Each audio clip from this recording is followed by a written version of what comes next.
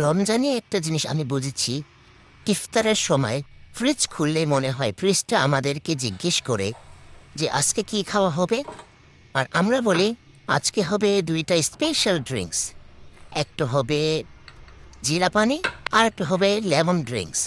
কিন্তু সমস্যা কি জানেন, বাসায় যখন 2টাই বানাই তখন সবাই এসে বলে আমাকে একটু টেস্ট করতে দাও।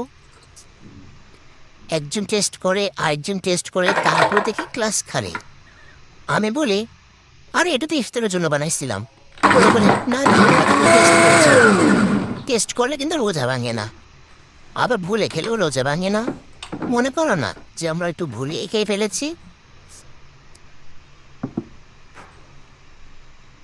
রমজানে একটা জিনিস খেয়াল করেছেন, ইফতার আগে আমরা সবাই বলি আজকে কম খাবো, আজকে কম খাবো, বাট ইফতারের টেবিলে বসার পর মনে হয় পুরো রেস্টুরেন্ট খুলে গেছে। কিন্তু খাওয়া কিন্তু অত বেশি হয় না, তাই না? একটু পানি খাওয়ার পরেই পেটটা ভরে যায়, কারণ এটা রহমতের মাস, বরকতের মাস। আলহামদুলিল্লাহ। তাহলে ভাবলাম জিরা পানি আর লেমন ড্রিঙ্কস বানিয়ে রাখি, কারণ এগুলো খেলে শরীরও খুশি আর ইফতারের টেবিলও খুশি।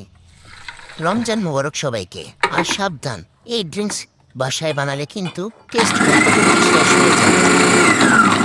দেখুন না লেমন ড্রিঙ্কসটার কালারটা কত সুন্দর আসছে, দেখিয়ে তো মনটা প্রশান্তিতে ভরে যায়, তাই না? আলহামদুলিল্লাহ, আলহামদুলিল্লাহ।